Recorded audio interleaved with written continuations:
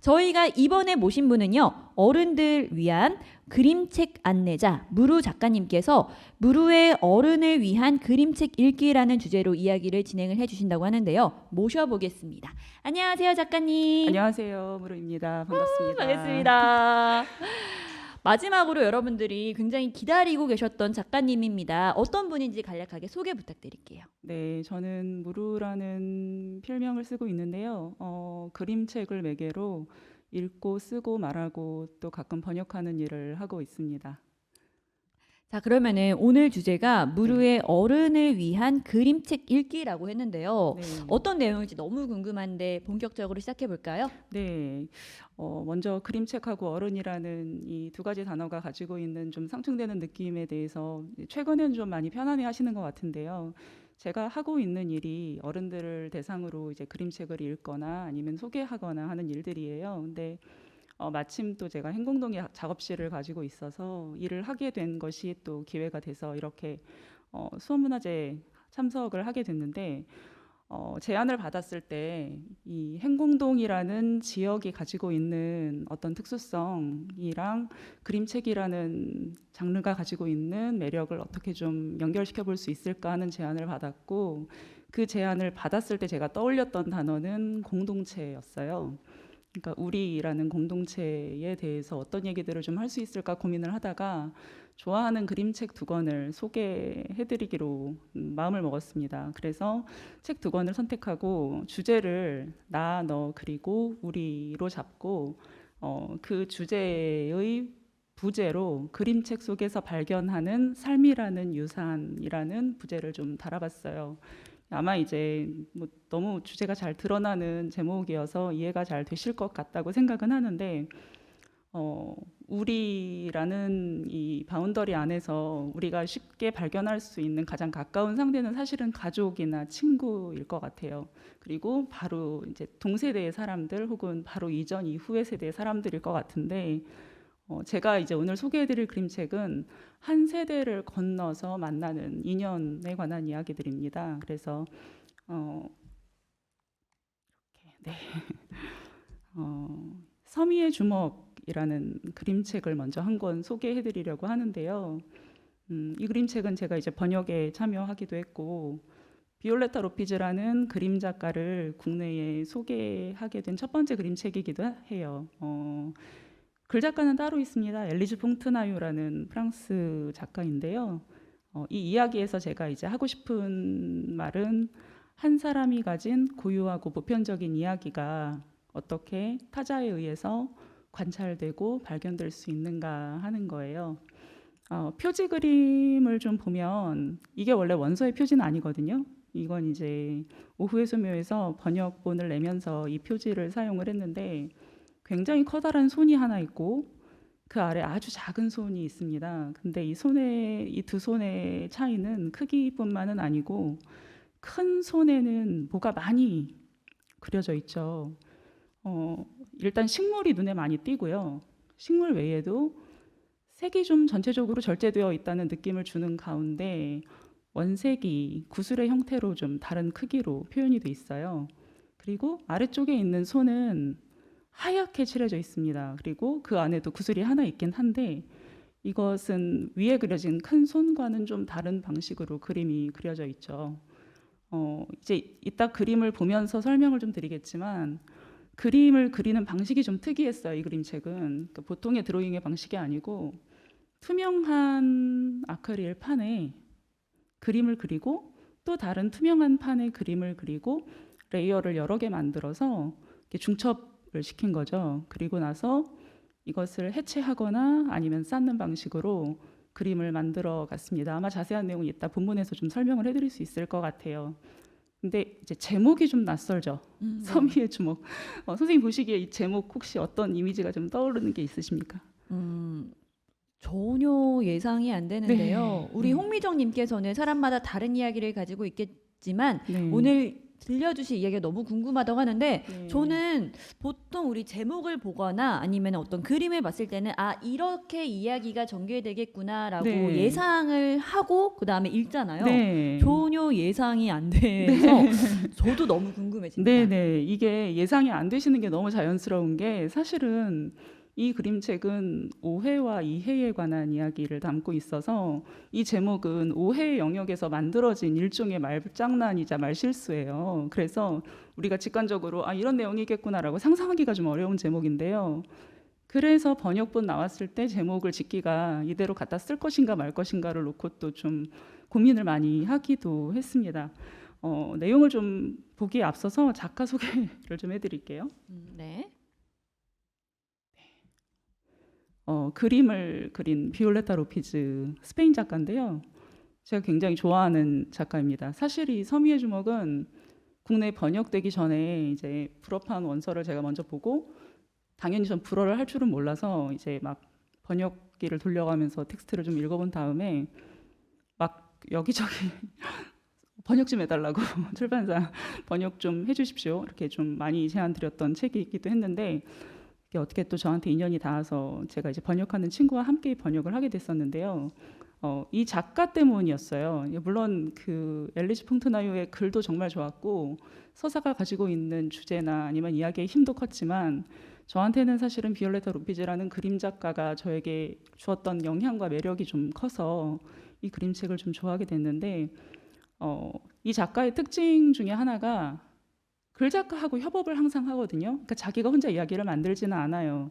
근데 자기 이야기를 그 안에서 분명히 만들기도 한다는 점이에요. 그래서 그림으로만 이야기를 읽었을 때 혹은 글을 먼저 읽고 나서 그림도 함께 읽었을 때 각각의 이야기들의 지형이 좀 다르게 느껴진다는 점이 그래서 좀 층위가 좀 섬세하게 풍성하게 읽힌다는 점이 아마 특징이 아닐까 싶어요. 자, 이 와중에 우리 홍미정님께서 작가님 사진에서 조금 전 표지의 느낌이 느껴집니다. 그림은 네. 작가의 또 다른 얼굴이라고 하는 말이 맞는 것 같습니다라고 느낀 점 남겨주셔서 네. 우리 홍미정님께 저희 강사님 작가님의 친필 사인이 담긴 저서 제가 선물해 드릴 예정이니까요.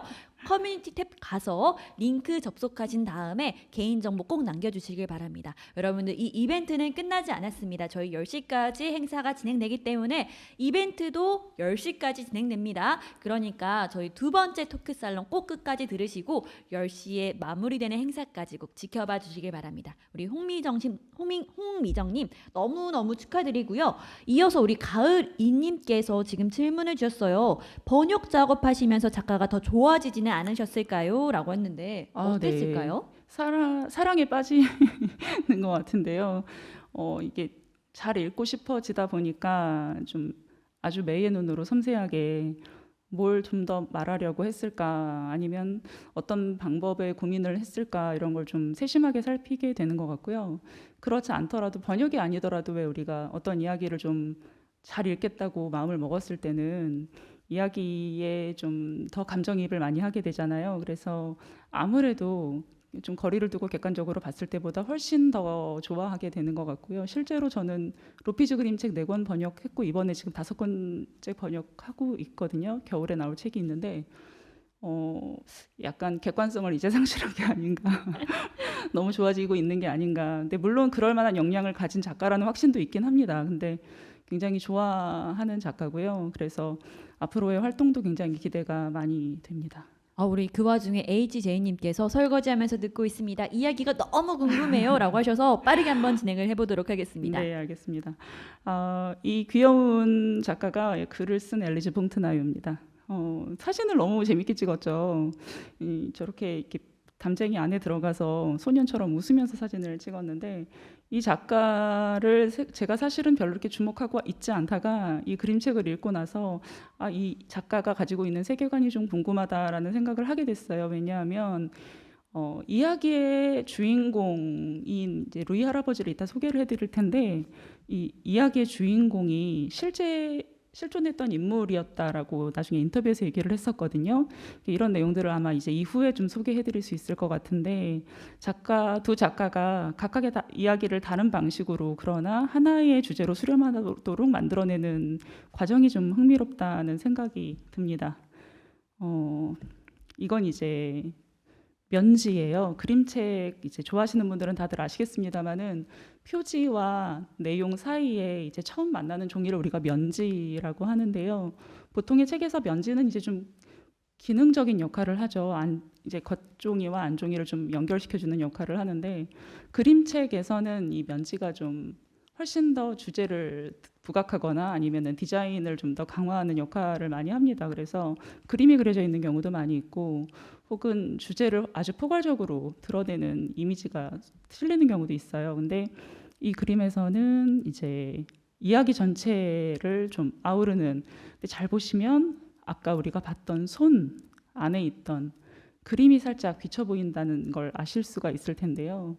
한 소년이 있고 소년이 물을 중심으로 반영을 이렇게 만들어내고 있는데 잘 보시면 수면 아래쪽에는 구슬이 없습니다. 그리고 수면 위에만 붉은색과 노란색의 구슬이 있죠. 그리고 이게 섬세하게 잘 보이실지 모르겠는데 소년의 귀가 파란색이에요. 그러니까 의도적으로 색을 별로 사용하지 않은 이 그림에서 이 삼원색을 선택하는 방식은 주제를 좀 강조하거나 부각하는 의미를 분명히 갖고 있을 것 같습니다. 계속 볼게요. 네, 속표지입니다. 자, 그런데 제가 아까 그 투명한 아크릴 레이어 위에다가 그림을 그리고 있다고 말씀을 드렸잖아요. 자, 그러면 어떤 일이 일어나냐면요. 그림의 앞장과 뒷장이 좌우대칭이 일어난 하나의 그림으로 연결이 될 수 있습니다. 그러니까 앞에서 봤을 때는 왼쪽과 오른쪽이 다른 그림이 뒤에 존재하게 되는 것이죠. 한 장 더. 그래서 앞에서 봤던 면지가 뒤에서 이렇게 연결이 되는 것인데요. 훨씬 더 그림이 많아지긴 했어요. 왜냐하면 구슬 말고도 빨간색으로 칠해진 부분이 좀 더 많아졌고요. 그리고 아래쪽에 물이 있던 반영은 좀 사라졌습니다. 그리고 오른쪽에는 제목이 있고 제목 옆에는 한 소년이 뭔가 문틈으로 뭘 들여다보고 있는 것 같죠. 자, 이제 이 아이가 보려고 하는 세계가 이야기가 진행되는 장소이자 배경입니다. 텍스트를 제가 한번 읽어볼게요. 난 8살이야. 요즘 학교에서 읽기랑 쓰기를 배우고 있어. 학교에 안 갈 때는 루이 할아버지네 가. 우리 할아버지는 직접 지은 작은 집에 사는데 거긴 진짜 신기한 곳이야. 정원에 과일이랑 채소가 얼마나 무럭무럭 자라는지 꼭 딴 세상에 온 것 같거든. 네, 왼쪽 페이지는 오른쪽 페이지의 반영이고요. 이게 그런 방식으로 그렸죠. 오른쪽 페이지가 이제 숨겨져 있던 바로 그 정원입니다. 이야기 속에서는 할아버지의 정원인데요. 그러니까 이제 이 이야기는 화자는 어린 소년이고 화자가 관찰하는 대상은 루이라는 이름의 할아버지라는 걸 이제 알 수가 있죠. 그런데 오른쪽 그림이 굉장히 복잡하잖아요. 이게 뭐가 되게 많이 겹쳐 있는 것처럼 아마 보이실 텐데 이게 의도적으로 겹쳐 놓은 그림이고요. 이렇게 넘길 때마다 한 장씩 해체가 이제 될 겁니다. 다음 내용에서는 이렇게 텍스트가 이어져요. 엄마는 할아버지가 특별한 손을 가졌대. 할아버지가 땅에 씨를 뿌리면 뭐든 쑥쑥 자라거든. 콩은 하늘까지 올라가고 아티초크는 아빠 머리만큼 커져. 파는 꼭 씩씩한 군인들 같이. 정원사들은 언제나 할아버지를 부러워해. 이런 건 어디서도 본 적이 없대. 그때마다 할아버지는 이렇게 말하지. 다 땅이 가르쳐 준 거야. 네, 이 그림을 잘 보시면 사실은 숨바꼭질 하듯 숨어 있는 요소들이 좀 있는데요. 그 중에는 이제 다채로운 동물들 또는 식물들도 있겠고요. 사람도 둘이 있습니다.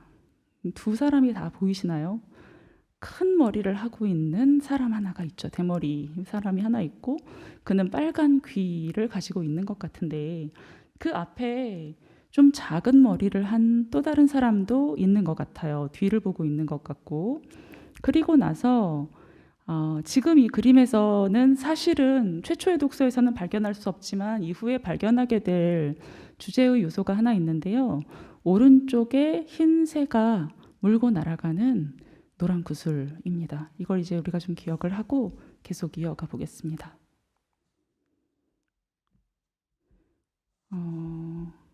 이게 이제 해체된 할아버지와 소년의 모습인데요. 할아버지는 진짜 크고 소년은 정말 작죠. 그리고 할아버지와 소년의 모습은 표지에서 우리가 봤던 것처럼 할아버지 쪽에는 뭐가 많이 그려져 있고 소년은 하얗게 칠해져 있습니다.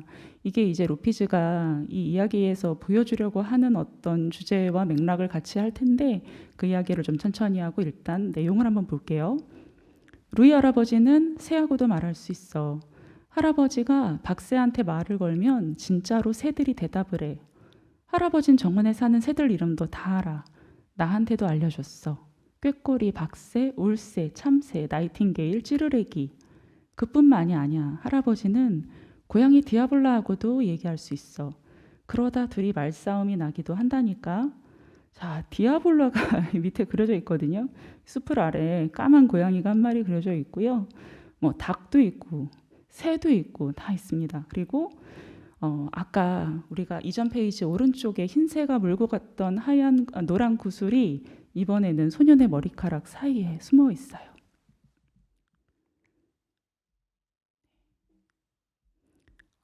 다음에 보면 그림이 하나 위로 겹쳐졌다는 걸 알 수 있는데요. 새들이 소년의 머리에 있던 새들이 할아버지 쪽으로 날아가는 방식으로 그림이 좀 달라졌죠. 그리고 나서 이제 이런 내용들이 이어집니다. 우리 할아버지의 고향은 여기가 아니야. 할아버지는 특이한 억양을 가지고 있어. 13살 때 혼자 스페인에서 프랑스까지 건너왔거든. 할아버지는 산과 들을 걷고 또 걸었대. 전쟁과 가난 때문이었다고 아빠가 말해줬어. 그래서 할아버지에게는 어린 시절이 없대. 네, 이제 이쯤에서 이게 뭐 서사가 없네 라는 생각을 하실 거예요. 줄거리가 없고 그냥 화자가 계속 독백하듯이 우리 할아버지는 이래, 우리 할아버지는 이래 라는 얘기를 계속 하고 있거든요. 근데 이 할아버지라는 사람이 아직 다 드러나진 않았지만 보아하니 뭔가 좀 순탄하지 않은 사연을 가지고 있는 사람처럼 보입니다. 루이 할아버지는 학교에 다닌 적이 없어. 남한할 때부터 밭에서 일만 했대. 그래서 할아버지는 글도 쓸 줄 몰라. 자기 이름도. 할아버지 집에는 책도 신문도 없어. 대신 꽃이랑 동물 그림이 잔뜩 있지. 다 할아버지가 직접 그린 거야. 우리는 정원에서 함께 그림을 그리기도 해. 그러면 언제나 할아버지 그림이 훨씬 아름다워. 꼭 앙리 루소 그림 같다고 아빠가 그랬어. 이제 소년의 얼굴이 좀 크게 드러나죠. 그리고 이제 여기서 알게 되는 건 그림을 그리는 방식에 있어서 소년의 얼굴은 백지로 안 그린 것이 아니라 흰색으로 채워놓은 것이라는 것도 이제 우리가 발견할 수 있고요. 또 하나는 이제 여기서 힌트는 앙리 루소인데요. 루소의 그림들이 저도 이제 나중에 작가가 쓴 작업 노트를 보고 알았는데 루소가 흰색을 이런 방식으로 쓴대요. 그러니까 이제 그림을 그리고 그 위에 흰색으로 인물이나 혹은 문명을 상징하는 이미지들을 이렇게 좀 덧칠하는 방식으로 그린다고 하는데 이게 비올레타 루피즈가 작업을 하는 데 있어서는 소년을 그리는 데 힌트가 됐던 것 같아요. 계속 한번 보겠습니다. 하루는 내가 공책에다가 글씨 연습을 하고 있었는데 할아버지가 그걸 물끄러미 바라봤어. 제가 가르쳐 드릴까요? 하고 물었더니 할아버지는 한숨을 쉬었지. 그러기엔 너무 늦은 것 같구나. 내 머리는 이미 굳어버렸거든. 이제 이 할아버지는 문맹이에요. 이방인이고. 근데 소년이 이런 할아버지에게 이제 자기가 글을 배우고 있으니까 자기가 좀 가르쳐 주겠다고 얘기를 하는데 나이가 아주 많은 할아버지라서 엄두를 낼 수 없는 거죠. 근데 이 장면에서 할아버지의 손에 노란 구슬이 지금 들려 있습니다. 그리고 할아버지의 몸은 뭔가 또 다른 식물들로 가득 채워져 있죠. 어떤 슬픔의 기운 같은 게 좀 느껴지기도 하는데 텍스트가 주는 의미 때문에 아마 더 그럴 거예요. 그리고 이 할아버지 뒤에 있었던 풍경이 이제 이렇게 펼쳐지는 것인데요. 여기서 이제 제목이 등장합니다. 나는 루이 할아버지가 만들어내는 이상한 말들을 정말 좋아해. 서미에 주먹을 날려라. 이건 서로 솔직하게 말하자는 뜻이야. 근데 학교에서 이렇게 말했더니 선생님이 어디서 그런 말을 배웠니? 라고 했어. 선생님한테도 할아버지가 하는 재밌는 말들을 잘 설명할 수 있으면 좋을 텐데. 이 할아버지가 글을 모르잖아요. 글을 모르니까 가끔 오해를 하기도 하고 원래 써야 하는 뜻과는 다른 방식으로 말을 쓰기도 하는데요. 이 서미의 주먹을 날려라는 사실은 이제 영어 필기체에서 알파벳을 쓸 때 아이를 쓰고 점을 좀 꼭 찍어라 이런 의미에서 온 것이에요. 그걸 이제 섬에다가 주먹을 날린다라고 이제 비유적으로 표현을 한 건데 할아버지는 이게 정확하게 말하자라는 뜻이라고는 미처 생각을 못하고 솔직하게 말하자로 오해를 한 것이죠. 이런 오해 때문에 소녀는 할아버지가 이런 말을 하는 것을 그대로 학습을 합니다. 그리고 학교에 가서 그 말을 했다가 선생님한테 이제 지적을 받는 거죠. 그건 그런 뜻이 아닌데, 이거 원문에서는 어떻게 선생님이 얘기를 하냐면, 얘야, 그럴 땐 정확하게 말하자라고 해야지라고 얘기를 이제 지적을 받아요. 근데 이제 이 불어의 뉘앙스를 우리가 한글에서 살릴 수가 없으니까 번역을 하는 과정에서는 이렇게 좀 의역을 저희가 했습니다. 근데 서미의 주먹을 찍어라라는 이 말을 할아버지는 이제 그동안 계속 평생 그렇게 써왔던 거예요. 야, 솔직하게 말해야지라는 뜻으로. 그리고 이 소녀는 그런 할아버지가 보여주는 오해의 세계를 아주 적극적으로 수용합니다.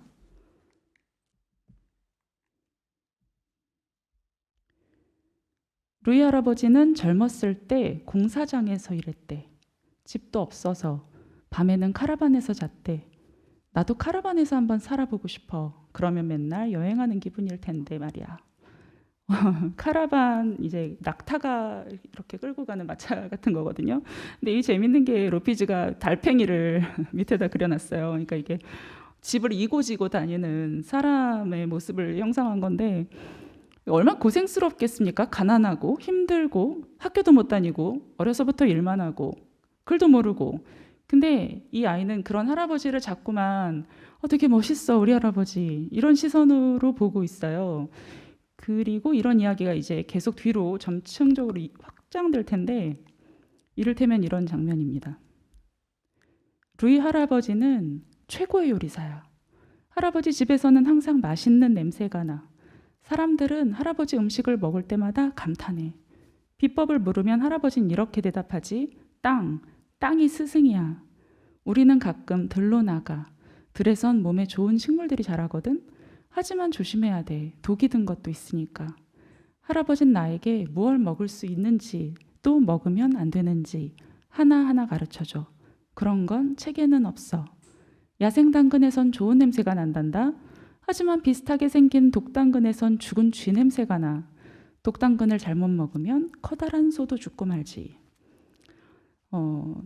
이전 페이지까지는 할아버지와 소년의 비율이 좀 과장돼 있었어요. 할아버지가 굉장히 크고 소년은 아주 작고, 물론 그 비유가 이 소년이 할아버지를 보는 마음에서 비롯한 것이기 때문에 적절하게 이해가 되기는 하는데, 이 장면에 오면 이제 비로소 할아버지하고 소년하고 좀 현실적인 사이즈로 마주하고 있거든요. 그리고 이제 이 아이가 할아버지라는 세계로부터 어떤 것들을 배우고 있는지가 나오는데, 재밌는 표현은 이런 거죠. 그런 건 책에는 없어. 그러니까 이게 이제 제가 생각하는 주제, 한 사람이라는 유산이 어떻게 다음 세대 혹은 그 다음 세대에게 전수될 수 있을 것인가, 이어질 것인가 하는 것인데요.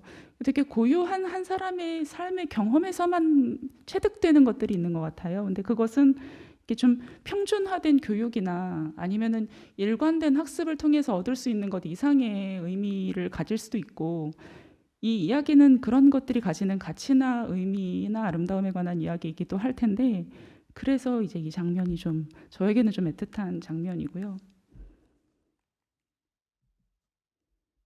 그리고 이런 이야기도 있습니다. 할아버지의 양팔에는 문신이 잔뜩 있어. 장미, 칼, 인어, 배. 전부 할아버지의 멋진 추억이지. 하루는 내가 할아버지의 문신을 공책에 따라 그렸어. 러닝 셔츠를 입고 삽으로 힘껏 땅을 파던 할아버지가 말했지. 20살 적에 나는 무서울 게 없었지. 절대 지는 법이 없었으니까. 아, 나도 할아버지처럼 되고 싶었어. 할아버지, 저도 난닝구 갖고 싶어요. 할아버지는 러닝 셔츠를 난닝구라고 하거든. 다음 일요일에 할아버지가 시장에서 난닝구를 사왔어. 난닝구를 입고 나니까 힘이 막 솟아나는 것 같았지. 네. 이 장면에서 이제 그 여러 가지 생각을 하게 되는데 저는 좀 통쾌함이 있어요. 일단은 난닝구 같은 단어를 이렇게 공식적으로 여러 번 쓸 수 있다는 게 아주 기분이 좋았고요. 또 하나는 문신하는 것에 대해서 우리가 갖고 있는 편견. 그러니까 최근에는 좀 미의 의미가 있으니까요. 많이 하잖아요. 근데 이제 과거에 문신을 하고 있는 어떤 할아버지가 있다고 우리가 상상을 해볼게요. 이 사람은 외국인이에요.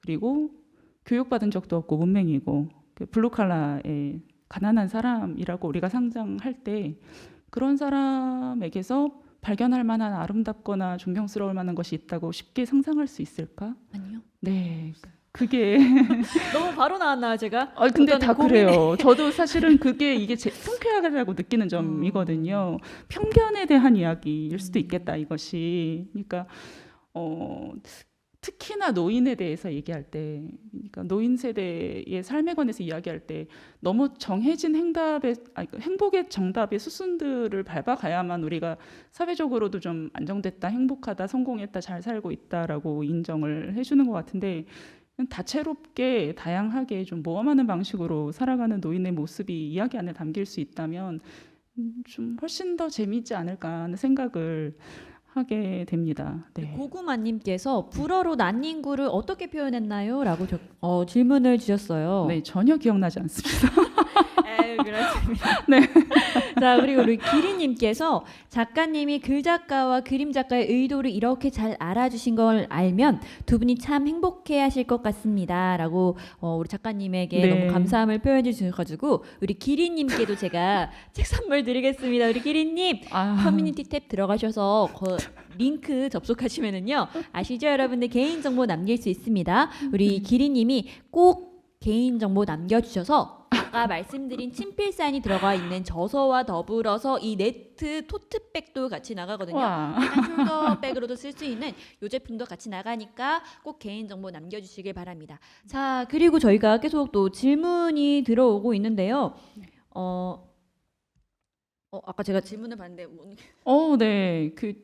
여기서 그럼 잠깐 여담을 네. 하자면 기린님은요 저와 같이 번역한 정원정 씨입니다. 근데 안 주셔도 돼요. 근데 저희가 오늘 3일 동안 저희가 토크 네. 살롱을 진행을 하면서 총 6번을 했거든요. 네. 우리 작가님 포함해서. 네. 그래서 책이 어떤 게 나갈지 아. 네, 이게 나갈 수도 있지만 저도 모릅니다. 네. 나갈지 좋네요. 모르기 때문에 네. 그 전에 5번의 토크 살롱을 진행하면서 그때부터 저희가 계속 네. 드릴 거라고 예고를 드려왔기 때문에 어떤 네. 책이 나갈지는 모르지만 네. 책이 나갈 수도 있다 하는 거. 그렇지만 여러분들 네. 책과 더불어서 가방 나가는 거 아시죠? 이 가방 얼마나 귀엽습니까? 요거까지 저희가 다 드리니까 꼭 여러분들도 소통 많이 해주시길 바라고요. 지금 우리 가을이님께서 그러면은 기리님과 듀엣으로 다음에 북토크 부탁드려도 되냐고 해주셨어요. 아유. 괜찮을까요? 그 기린님이 과연 나올지 모르겠네요. 왜요? 기리님이 왜요? 네. 자, 그리고 우리 음악처럼님께서 정답은 내가 써내려가는 거죠라고 했어요. 맞아요. 그 정말 편견에 대한 게 좀 이렇게 마무리가 될 것 같습니다. 좀 편견이라기보다는 그에 대한 정답은 본인이 제가 써내려가는 거죠. 네. 자, 우리 별그림자님도 받고 싶어요라고 하셨는데 우리 별그림자님 아까 당첨되셨으니까 꼭 개인정보 남겨주셔야 됩니다. 개인정보 안 남겨주시면은 저희가 보내드릴 방법이 없기 때문에 별그림자님 아까 당첨되셨죠? 꼭 개인정보 남겨주시길 바랍니다. 자, 이렇게 말씀을 드렸고 그럼 이어서 한번 또 진행을 해보도록 할까요? 네. 자, 그러면 이야기를 조금 더 이어가 보도록 하겠습니다. 제가 많이 넘겼을까요? 한번 보겠습니다. 맞네요. 이제 이야기는 이렇게 흘러갑니다. 날씨가 좋으면 할아버지는 벚나무 아래에서 기타를 치며 노래를 해. 그럴 때면 새들은 할아버지를 따라 노래를 부르고 디아볼라는 손으로 얼굴을 부비면서 기타줄에 장난을 치고 나는 그 모습이 재밌어서 막 웃음을 터뜨려. 디아볼라는 기타만 보면 꼭 그런다니까. 그래도 할아버지는 고양이를 혼내지 않아. 할아버진 고양이를 사랑하니까. 우리는 스페인어로 함께 노래를 불러. 여자, 마음, 나비가 나오는 노래인데 무슨 뜻인진 잘 몰라. 하지만 코라손 마리포사 같은 말들이 나는 참 좋아. 이 그림이 왜 이렇게 할아버지의 몸 안에다가 숲과 세계를 채워 넣는 방식으로 그려졌을까 생각을 해보면 이게 이제 바로 이전 페이지에서 읽어드렸던 문신에서 힌트를 얻었을 것이라고 짐작할 수 있어요. 그러니까 할아버지는 할아버지의 추억을 다 문신으로 남긴다라는 이 메시지가 아마도 로피즈한테는 그림을 이런 방식으로 그릴 수 있는 힌트가 되지 않았을까 싶고요. 실제로 스케치노트를 보면 그런 드로잉 연습 흔적들이 좀 있습니다. 그리고 이제는 소년이 할아버지라는 세계 안에서 탐험을 하고 성장을 하고 배우고 관계를 만들어 나가고 있구나라는 걸 생각하게 되죠. 중간에 제가 이제 노란 구슬 이야기를 좀 더 하지 않고 좀 넘어왔는데요. 사실은 모든 페이지에 저 노란 구슬이 있습니다. 지금은 맨 아래쪽에 쥐가 들고 있거든요. 계속 한번 이어서 가볼게요. 근데 여기에서 가을이님께서 그림 속의 할아버지는 무릎을 꿇고 계신 건가요? 라고 질문을 주셨어요. 맞을까요? 네, 맞습니다. 이 할아버지 눈물도 지금 한 방울 안으로 돌려볼까요? 앞으로? 네. 이거. 네. 그 할아버지의 눈물도 한 방울 보이죠. 그리고 그 할아버지가 이렇게 무릎을 꿇고 얼굴을 이렇게 손으로 턱을 괴고 있는 그런 모습인데요. 할아버지의 삶은 사실은 이 소년에게는 풍요로운 하나의 정원처럼 그려져 있지만 그렇게 되게 순탄하지 않았을 것을 너무나 짐작할 수 있죠. 그리고 소년이 할아버지의 세계에서 어떤 성장을 한다는 것은 이렇게 빛이 있는 곳에서만 양지에서만 성장을 한다는 의미는 아닐 것 같고요. 루피즈는 그래서 할아버지라는 인물의 삶의 여러 측면을 좀 그림 안에서 정서적으로 느낄 수 있도록, 그러니까 스토리텔링의 방식은 아니지만 우리가 이렇게 감정으로 느낄 수 있도록 표현을 다채롭게 하고 있어요. 그리고 이 책에서는 결과적으로는 생략이 좀 됐는데 이 할아버지가 소년을 돌보는 방식은 사실은 자기 유년을 다시 경험하는 일이기도 할 거거든요. 그러니까 우리가 아이를 키워보신 분들은 어린 아이를 통해서 내가 저 나이 때 저랬지, 그땐 내가 나를 이해하지 못했는데 이제는 내가 저 나이의 아이가 어떤 마음인지 조금 알겠다. 혹은 내가 저 나이 때 저런 걸 하지 못했는데 내가 내 아이한테 저런 걸 해줄 수 있네. 굉장히 충족된다. 뭐 이런 감정들을 이렇게 대리하는 감정들을 느낄 텐데 할아버지가 소년을 돌보면서 이 소년이 자기와는 다르게 풍요롭고 안전한 유년기를 자기 울타리 안에서 가질 수 있는 것은 사실은 굉장히 유의미한 경험일 거예요. 그래서 저는 그런 감정들도 이야기 안에 많이 담겨 있지 않을까. 근데 그것은 단지 하나의 납작한 감각, 예를 들면 뭐 기쁨이나 행복이 아니고 좀 다각적이고 복합적인 측면이 있을 것 같다는 생각을 합니다. 이 와중에 우리 후르츠님께서 해석은 원작자가 해놓은 걸 번역하신 건지 아니면 작가님의 시점인지가 궁금합니다라고 해주셨어요. 네, 이게 이제 분명히 제가 이제 이야기 안에서 오해가 발생할 수 있다고 말씀을 아까 드렸었는데 분명한 오해가 있을 것 같습니다. 오해가 있겠지만 사실은 이제 번역을 해야 되니까, 그리고 제가 좋아하는 이야기니까 아주 열심히 들여다보려고 했어요.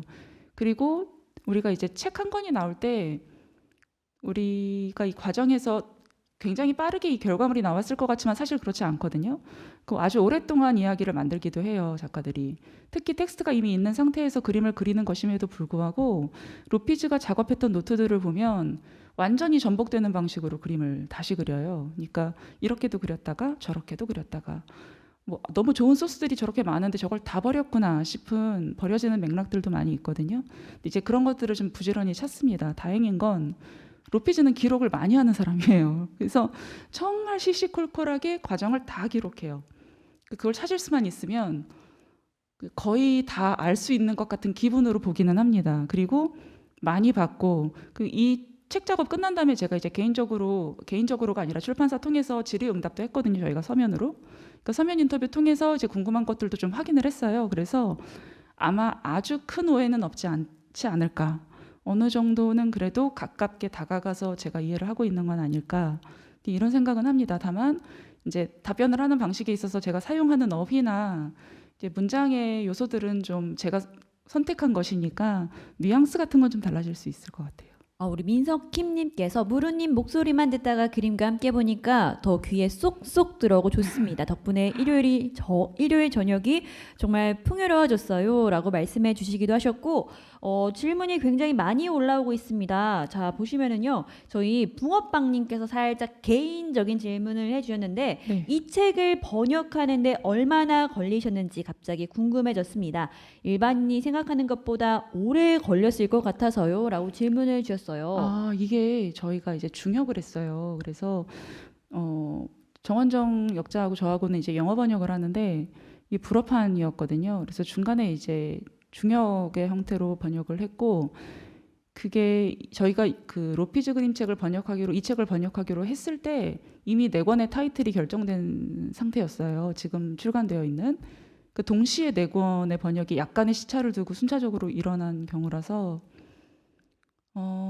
겨울, 봄, 가을, 겨울, 봄 한 3계절 정도를 다른 이야기들과 함께 천천히 봤던 것 같습니다. 네. 거의 9개월이 걸리신 것 같고, 네. 우리 이재희님께서 편안해지는 목소리이시네요. 있구나 너무 좋아요. 라고 남겨주시기도 하셨고요. 또 이어서 갑돌두부님께서는 마음이 말랑해지는 느낌입니다. 라고 해주셨는데, 이렇게 우리 작가님께 좋은 말씀 남겨주신 방금 전에 김민성님, 그리고 갑돌두부님, 이재희님, 더불어서 제가 아까 닉네임을 못 불러드렸습니다. 우리 음악처럼님이 편견은 내가 만드는 거예요. 정답은 내가 내리는 겁니다. 라고 해주셨던 우리 음악처럼님까지 총 4분께 제가 책을 선물해 드리려고 합니다. 더불어서 아까 보여드렸던 네트백까지 드릴 예정이니까 꼭 커뮤니티 탭 들어가셔서요. 저희 링크 접속하신 다음에 개인정보 남겨주시길 바랍니다.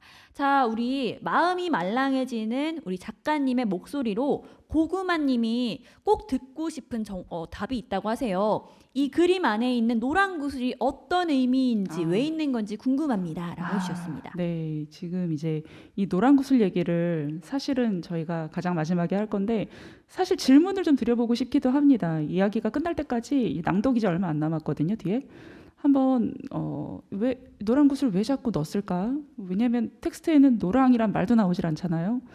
노란 구슬이 왜 계속 등장할까? 모든 페이지에 등장한다면 분명히 의미가 있을 텐데 하는 생각이 드실 거예요. 근데 지금 제가 말씀을 드리면 이야기 후반부에 긴장감이 좀 떨어져요. 그래서 한번 생각해 보시고 뭐 떠오르는 의미가 있는 분들은 답을 적어 주셔도 좋고요.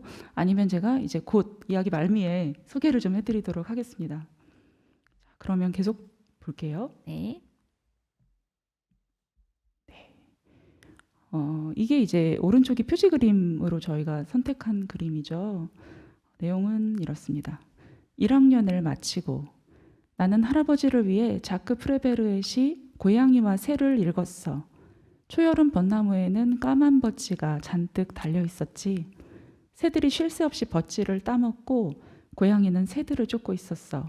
이젠 제법 읽고 쓸 줄 아는구나.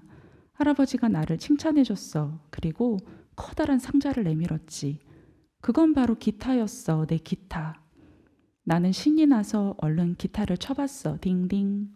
얼마나 기뻤는지 몰라. 할아버지는 나에게 이렇게 말했어. 너에겐 아직 기타가 크구나. 하지만 걱정 말거라. 네 손도 금방 자랄 거란다. 이게 마지막 이야기고요. 그리고 나면 이제 뒤에 그림이 딱 한 장 더 있습니다. 소년의 모습이에요. 많이 컸죠? 굉장히 커졌어요. 갑자기 할아버지만큼 커졌어요. 그리고 이 정원에 더 이상 할아버지는 없습니다. 그리고 노란 구슬은 이제 소년의 귀 옆에 놓여 있죠. 제가 아까 이제 유산이라는 단어를 좀 썼는데요. 이전 세대가 다음 세대에게 줄 수 있는 무형의 가치들이 아마 있을 것 같아요. 예를 들면 어떻게 살 것인가라는 질문에 관한 답일 수도 있고, 또는 무엇이 아름다운가에 관한 뭐 물음일 수도 있고, 혹은 함께 행복한 순간들을 계속 체험하는 일일 수도 있을 텐데요. 그때 이 1년 동안, 그러니까 초등학교 1학년 과정이었던 거예요. 지금 이 아이가 이제 막 읽고 쓰기를 배우는 이 과정 동안 할아버지와 함께 정원에서 보냈던 날들을, 이야기는 특별한 줄거리는 없지만 그 시간들을 흘러가는 것처럼 보여줌으로써 아, 소년이 잘하고 있구나, 할아버지의 정원에서. 그리고 그러니까 필연적으로 할아버지도 나이가 들고 죽음에 다가가겠구나라는 걸 짐작하게 합니다. 기타가 결국은 마지막에 직접적으로 소년의 손에 쥐어지는 노란 구슬이거든요. 근데 이것은 이제 상징적인 의미일 것이고, 사실은 할아버지가 소년에게 준 모든 것일 수도 있을 것 같아요. 그래서 저는 이제 이 장면 보면서 떠오르는 영화의 한 구절이 있는데, 혹시 선생님 리틀 포레스트 보셨습니까? 그 한국어판. 네, 한국어판으로 그 김태리님 네네네네, 나오는 네, 맞습니다. 봤습니다. 거기 보면은 그 문소리 배우가 어머니로 맞아요. 나오잖아요. 근데 그 이런 얘기를 해요. 토마토를 먹다가 이렇게 던져요. 맞아요. 네, 그러면서 저래도 잘한다라고 얘기해요. 맞아요. 노지에서 자란 토마토는 그냥 공들여서 씨를 뿌리지 않아도, 파종을 하지 않아도 자란다는 거예요. 그러니까 성장하는데 꼭 필요한 양분이 뭘까, 이런 얘기를 이제 하게 되거든요. 그 장면을 보면서. 그러니까 유년기에 햇빛을 듬뿍 받아본 경험, 건강한 토양에서 잘 자라본 경험을 가지면 이후의 삶을 혼자서 좀 씩씩하게 살아갈 수 있는 게 아닐까? 그러니까 우리한테 필요한 건 그런 따뜻한 경험들이 아닐까, 유년기에. 이런 생각을 좀 하게 되는데, 이 소년이 되게 잘 살 것 같잖아요. 이후에 어른이 돼도 되게 잘 살 것 같은데, 그런 밑도 끝도 없는 마음은 어디서 오는 거냐면, 아, 얘는 되게 충분하게 아름다운 걸 누려봤구나, 인생이 아름답다는 게 뭔지 피상적이지만 충분히 경험해봤고, 할아버지 같은 사람도 저렇게 잘 살 수 있다는 걸 얘는 봤잖아요. 교육도 받지 않았고 가난했고 이방인이고 다른 사람들의 편견과 어떤 오해 속에서 충분히 불행할 수도 있었을 인물이 굉장히 건강하게 자기 삶을 잘 사는 것을 봤단 말이에요. 그걸 보고 난 아이가 선택하게 될 삶의 방향은 굉장히 자유롭고 아름다울 것 같다는 생각이 들어요. 그래서 이 이야기의 노란 구슬은 그런 가능성일 거라는 생각이 저는 듭니다. 그리고 나면 이제 이렇게 책이 끝납니다. 근데 굉장히 심오한 장면이었네요. 사실 저는 그 리틀 포레스트에서 토마토 먹고 그 네네. 대화를 나누는 그 장면을 보면서 와, 토마토 먹는 것도 저렇게 예쁘네 라는 게 끝이었거든요. 왜냐하면 보통 토마토가 굉장히 과즙이 네. 많은 뭐 과일은 아니지만 네네네. 어쨌든 약간 먹을 때 뭔가 뚝뚝 맞아요. 끓는 보통 야채라고 생각을 많이 했는데 네네네. 어떻게 저렇게 깔끔하게 먹을 수 있지? 아, 라는 맞습니다. 생각을 했는데 굉장히 심오한 의미가 담겨져 있었던 장면이라는 것을 네. 작가님을 통해서 제가 또 배웠습니다. 아. 지금 우리 붕어빵님께서는 너무 당연한 일인데 요즘은 자유롭게 선택할 수 없는 아이들이 떠올립니다 라고 네. 해주시기도 하셨어요. 저도 약간 그런 게 있는 것 같아요. 또 거기다가 코로나19 때문에 더 네. 어떤 활동을 할 수 없고 체험할 수 있는 게 없기 때문에 많은 아이들이 좀 성장하는 데 있어서 네. 저희가 예상하고 그대로 자라왔던 것보다 좀 더디게 성장하는 게 아닐까 하는 생각도 네. 들더라고요. 네. 우리 한송이님께서는 자녀들을 양육하면서 그런 따뜻함을 충분히 줘야 하는데 내가 잘 주고 있나 자주 돌아보게 됩니다. 또 우리 수호맘님께서는 마지막 페이지에서 오랫동안 머물고 싶게 만드는 그림책이었어요. 짝짝짝짝 이렇게 지금 댓글 주시고 계세요. 아, 감사합니다. 아무래도 이제 제가 좋아하는 이야기고 이야기를 번역하는데 참여하기도 했다 보니까 아마 마음이 많이 기울어서 되게 말을 많이 하게, 이 책 꺼내놓으면 말을 좀 많이 하게 되는데, 사실은 이런 이야기가 섬유의 주먹만 있는 건 아니에요. 그러니까 굉장히 따뜻하고 사랑스러운 이야기들, 그러면서 그 안에서 어떤 자유로움과 아다움에 관해서도 질문을 하는 이야기들이 많이 있는데, 사실 저는 이제 오늘 이야기에서는 할아버지 할머니라는 대상을 관찰하는 어린아이의 이야기를 좀 하고 싶어서 그것도 좀 주목하고 있거든요. 이후에 보여드릴 책도 같은 맥락을 갖고 있는데요. 사실은 서미의 주먹은 오후의 소묘 출판사로부터 저작권에 대해서 제가 이제 그 거리낌 없이 다 낭독을 해도 좋다는 허락을 받았어요. 그래서 오늘 다 낭독을 전문 낭독을 해드렸지만 이 다음에 보여드릴 책은 제가 시공사에 따로 컨펌을 받지 않았습니다. 그래서 책을 다 읽어드릴 수는 없고 부분 발췌 낭독을 하고 중간중간 필요한 의미들을 그림을 통해서 좀 보고 이렇게 조금 안전하게 오늘 저작권을 해지지 않는 범위 안에서 한번 얘기를 나눠볼게요. 네. 자, 그러면 먼저 이 책 제가 아까 인터뷰 좀 진행했다고 말씀을 드렸는데요. 답변들을 두 작가가 너무 잘 보내준 거예요. 뭐 작가니까 당연히 글을 잘 쓰겠지 이런 맥락이 아니라 이 작가들이 정말 되게 매력적인 세계관을 가지고 있는 사람들이구나라는 생각이 들었는데요. 엘리지 퐁트나유, 그러니까 글을 쓴 엘리지 퐁트나유가 이렇게 이야기를 해봤어요. 질문의 내용은 이런 거였습니다. 루이 할아버지 모델이 있었는가였어요. 어떤 롤을 가지고 이 이야기의 인물을 만들었는가라는 거였는데요. 루이 할아버지는 내 소중한 친구의 아버지였습니다. 책에 나오는 인물과 정확히 일치하는 분이었어요. 책이 출간되기 며칠 전에 돌아가셨습니다. 프랑스에서도 똑같습니다. 이런 인물은 오해를 받기 쉽습니다. 하지만 나는 오해받는 사람이 좋아요. 제일 좋아요. 나에게 있어 루이 할아버지는 그런 쪽으로의 영웅입니다. 너무 좋지 않나요? 좋아요. 너무 좋아요. 이 영웅이라는 단어가 정말 잘 어울리죠. 그러니까 소년이 할아버지를 계속 이렇게 약간 눈에 하트를 달고 계속 보거든요. 우리 할아버지. 와, 우리 할아버지 너무 멋있지 않아요? 계속 저도 할아버지처럼 난닝구 입을래요. 저도 할아버지 문신을 따라 그려볼래요. 저도 할아버지처럼 스페인어로 노래하는 게 좋아요. 계속 그런단 말이에요. 근데 이게 객관적으로 모두가 칭송할 만한 성취라서가 아니고 그냥 자기 할아버지가 너무 좋은 거예요. 이 할아버지의 인생이 이 고요함이 그냥 자기는 매료가 되는 건데 그 앞서서 깔아놓은 얘기들이 있었죠. 할아버지는 그림도 잘 그리고 음식도 잘하고 식물도 엄청 잘 키우고 그런 얘기들이 있었는데 이게 이제 하나의 단서들로만 포착이 되고 있지만 사실은 이걸 이렇게 좀 포괄하면 뭐냐면 자기 삶을 잘 돌보는 아름다운 사람이라는 의미일 것 같아요. 그래서 그런 사람이 영웅이 될 수 있다는 메시지 저는 굉장히 좋았고 이런 폄훼되기 쉬운 인물이 오해받기 쉬운 인물이 또 어떻게 영웅으로 표현될 수 있는가 하는 것도 좀 유의미한 이야기의 지점이라고 생각을 했습니다. 그리고 이거 이제 로피즈 질문의 답변인데요. 제가 작업 방식을 좀 물어봤어요. 그러니까 이 인물을 표현하는 데 있어서 어떤 것들을 좀 고려했는지 질문을 했는데 이렇게 답을 했습니다. 나는 새로운 작업에 들어갈 때마다 일을 처음 시작하는 일러스트레이터가 되는 기분입니다. 퐁트나유의 글을 아주 여러 번 읽고 나서 캐치한 가장 중요한 감정은 충만함과 텅 비어 있음이었습니다. 모험, 경험, 사람들, 삶과 죽음으로 가득했던 할아버지의 지난날의 충만한 인생과 아직 텅 비어 있는 어리고 호기심 많은 손자가 살게 될 인생 말입니다. 충만함과 그 깊이는 정원으로 표현하였고 비어 있음은 아이의 하얀 몸으로 표현했습니다.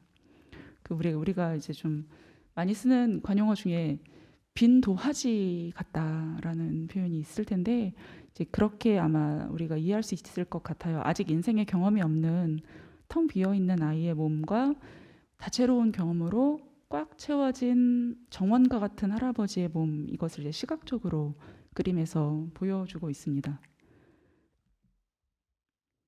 그리고 이제 노란 구슬 이야기를 물어봤어요. 왜냐하면 로피즈가 그림을 그리는 방식에 있어서 이런 구슬을 활용하는 게 처음이 아니에요. 그러니까 할머니의 팡도르라는 그림책에서도 빨간 구슬들이 계속 나와서 혹시 여기에 특별한 의미가 있느냐고 좀 물어봤는데 노란 구슬은 모든 그림들을 연결해주는 작은 안내자입니다.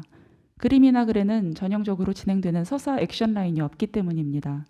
그림은 실험적인 것으로 경험을 불러일으키지만 글을 설명하진 않습니다.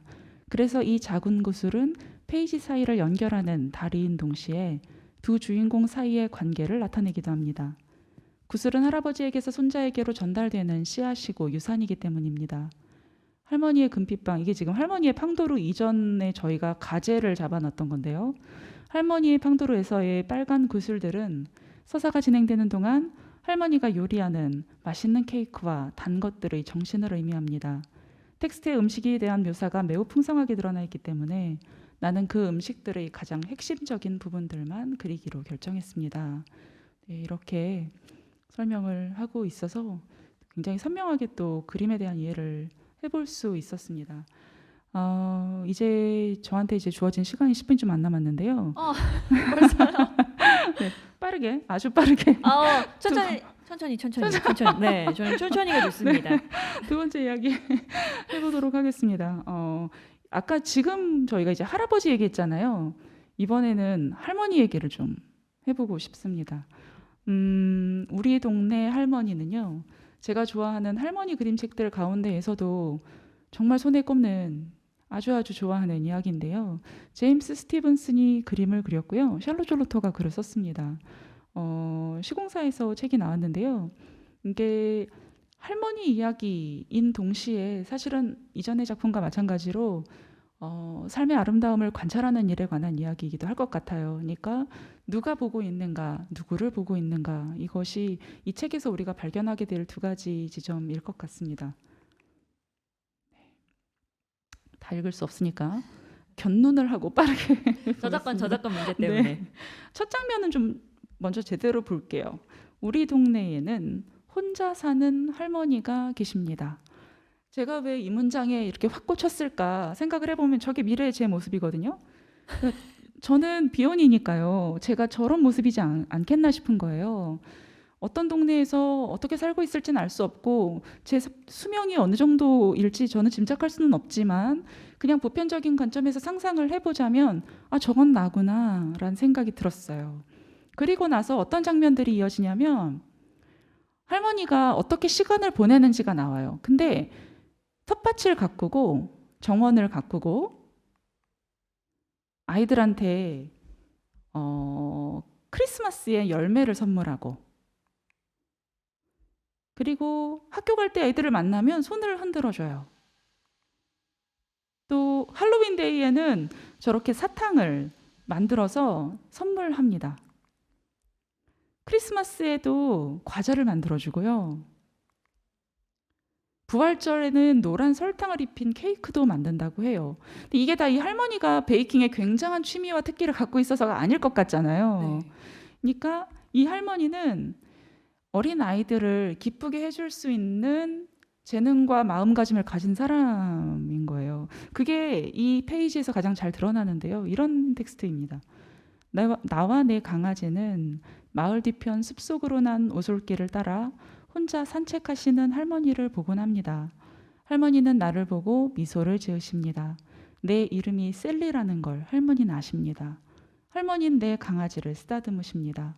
할머니는 내 강아지 이름이 마틸다라는 것도 아십니다. 이게 뭐 그렇게 대단한 걸까 싶죠. 근데 이 호명이라는 거, 그러니까 정확하게 이름을 불러준다는 것은 사실은 관계의 진심을 가장 잘 보여주는 방식이라고 저는 생각을 해요. 왜냐하면 저희 집에 저희 아버지가 구남매 중간에 넷째 아들이셨는데 그러다 보니까 할머니 할아버지가 손자 손녀들 이름을 다 제대로 모르세요. 예를 들면 네가 무슨 영이니? 라고 물어보시는 거예요. 영자 돌림이었거든요. 저희 집은 여자들은. 그러니까 한 번도 제 이름을 정확히 한 번에 불러주지 않으셨어요. 뭐 중간쯤에 껴있는 자녀라서 손녀라서 그랬을 수도 있어요. 그래서 저는 이 문장이 내 친손녀도 아닌데 그냥 마을에 사는 애예요. 근데 그 아이의 이름과 그 아이의 개의 이름까지 정확하게 불러서 누구야? 뭐 학교 가니? 잘 지냈니? 어디 갔다 오니?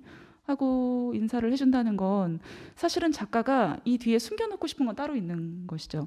할머니는 진심으로 우리를 아끼고 사랑하는 사람이라는 거, 섬세한 감각을 가진 사람이라는 거, 그러니까 타인에 대해서 예의와 애정을 갖고 있는 사람이라는 뜻일 거예요. 그리고 나면 이제 이런 장면들이 나오는데요. 할머니가 돌보는 건 어린 아이만은 아닌 겁니다. 고양이도, 길에 있는 새도 돌보는 것이죠. 그리고 이렇게 이야기가 이제 이어지는데 이전까지는 할머니를 관찰하는 아이의 화자의 어떤 감정 같은 게 많이 드러나지 않았거든요. 그냥 할머니는 이런 사람이에요라는 관찰자로서의 독백이 좀 이어졌었는데 이 장면에 오면 할머니도 어릴 때 이런 할머니가 있었을까라고 물어요. 그러니까 이런 사랑은 어디서 배웠을까라고 묻는 것이죠. 그리고 이게 사실은 되물림되는 사랑의 방식이라는 생각도 좀 하게 됩니다. 작가는 그런 생각을 하고 있는 것 같고요. 마지막에서 이렇게 끝나는데요. 내가 만일 할머니고 할머니가 조그만 아이라도 나는 할머니를 많이 사랑할 겁니다. 지금 내가 할머니를 사랑하는 것처럼 말이에요. 되게 줄거리도 없어요, 이것도. 그냥 줄거리는 없지만 그 안에 의미가 굉장히 네. 많은 거죠. 네, 그러니까 별로 줄거리도 없고 그냥 뭐 동네에 되게 따뜻한 할머니가 하나 있다라는 이야기인데 저한테는 이야기가 굉장히 영감이 많이 돼요. 그러니까 거창한 방식으로 하는 사랑이 아니라 아주 세심하게 타인을 돌볼 수 있는 감각이 어른이 된 많은 사람들에게 다 있을 텐데 내 혈연 말고 그러니까 내 딸, 내 손자, 내 손녀 말고 그냥 혼자인 사람들이 할 수 있는 사랑의 방식이 있을 것 같아요. 이게 제가 최근에 좀 이렇게 좀 사로잡혀 있는 게 도나 해러웨이가 얘기했던 친족을 만들자 이런 메시지들이거든요. 그러니까 우리가 꼭 혈연 관계 있지 않더라도 어떤 공동체를 의식을 발현할 수 있다 이런 건데 그게 아주 아름답고 편안하면서도 쉽게 구현된 이야기가 아닐까 이런 생각을 좀 합니다. 네. 맞아요. 우리 첼시님께서 사랑 받은 사람이 사랑도 줄 수 있죠라고 하셨고, 우리 후루츠님이 두 책이 세대에서 세대를 잇는다라는 느낌도 든다고 하네요. 네.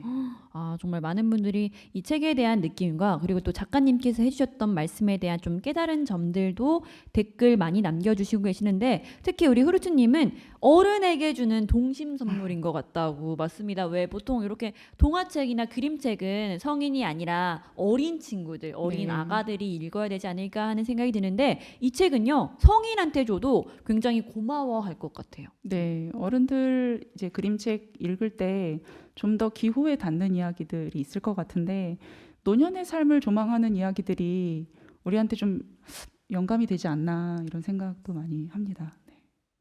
네, 그러면은 벌써 저희가 네. 마무리를 할 시간이 된 것 네. 같은데 지금 긴 시간 동안 우리 시청해주신 우리 시청자분들께 또 수원 시민들께 네. 한 말씀 부탁드려도 될까요? 네, 사실은 제가 마지막으로 낭독하고 싶은 글이 있어서 하나 가지고 왔는데요. 그 글을 좀 읽어도 될지. 네, 좋아요. 네, 그 PPT 마지막 자료 화면인데요. 이것으로 제가 인사를 좀 대신 하도록 하겠습니다. 네. 메리 올리버, 그러니까 미국의 시인이죠. 메리 올리버가 쓴 산문 완벽한 날들에 있는 글의 일부인데요. 이게 오늘 제가 소개해드린 두 권의 그림책 그리고 이제 우리라는 주제와 좀 닿아 있을 것 같아요. 한번 읽어볼게요. 모래곳에서 조사이어가 닷을 던진다. 몇 사람은 헤엄을 친다. 나머지는 그냥 앉아서 오후의 빛을 바라본다. 그러곤 천천히 집으로 돌아온다. 농담도 하고 웃기도 하고 침묵에 빠져들기도 하면서 아비새 한 마리가 갑자기 무리에 나타난 고귀한 몸이 하늘로 떠오를 때까지 수면을 한참이나 달려간다. 슴새들과 바다제비들이 우리 주변을 날아다닌다. 구름이 멀리 있는 과업을 향해 서둘러 지나가며 물 위에 조각조각 검은 드림자를 들이운다. 이날 물 위를 미끄러져가는 내내 다른 많은 날들에도 그랬듯이 작은 노래 하나가 내 마음에 흐른다. 음악적이라 노래라고 했지만 사실은 그냥 말들이다. 이상하지도 복잡하지도 않은 하나의 생각이다. 사실 그런 오후에는 그런 생각을 안 한다면, 머리와 몸에 그런 음악이 흐르지 않는다면 얼마나 이상한 일인가. 이 말들은 이렇다. 세상이 이토록 아름다운 건 어떤 의미일까? 그리고 난 그것에 대해 어떻게 해야 할까? 내가 세상에 주어야 할 선물은 무엇일까? 나는 어떤 삶을 살아야 하는 걸까? 정말 우리 후루츠님이 두 귀를 활짝 열어야 할 시간이라고 해주셨는데 저도 두 귀뿐만이 아니라 이제 콧구멍이 약간 커지고 눈이 약간 커지는 그런 시간이지 않았나 싶습니다. 이게 길지도 않고 그렇다고 짧지도 않은 글이었지만 정말 약간 마음에 가득히 담게 되는 글이었던 것 네. 같아요. 제가 굉장히 좋아하는 글인데 저한테는 좀 충격적이었거든요. 내가 세상에 주어야 할 게 뭐냐라고 묻는 게 한 번도 이런 질문을 해본 적이 없는 거예요. 내가 세상에 받아야 할 게 있지. 내가 세상에 줄 게 뭐가 있어. 나처럼 조그만 애가. 세상으로부터 내가 뭘 얻어야지라는 생각을 하면서 성장한 것 같은데 그게 아니라 내가 세상에 무언가를 주거나 기여하는 것에 대한 질문을 해야 되는 것이구나라고 어떤 되게 굉장히 전폭적인 인식 전환 같은 게 일어났던 것 같습니다. 네. 네, 오늘 좋은 말씀 너무 감사드리고 고구마님께서 남겨주신 이 느낀 점도 제가 한번 읽어드리면서 보내드려야 될 것 같습니다. 수원이 젊은 도시이긴 하지만 노령화도 빠르게 되고 있다고 하네요. 세대와 세대가 어떻게 따뜻하게 함께 살아갈 수 있을지 생각하는 시간이었습니다. 좋은 그림책 소개 감사합니다 라고 남겨주셨습니다. 우리 작가님 보내드리면서 인사드리고 저는 다음 프로그램 여러분들께 소개해드리도록 하겠습니다. 네. 감사합니다. 감사합니다.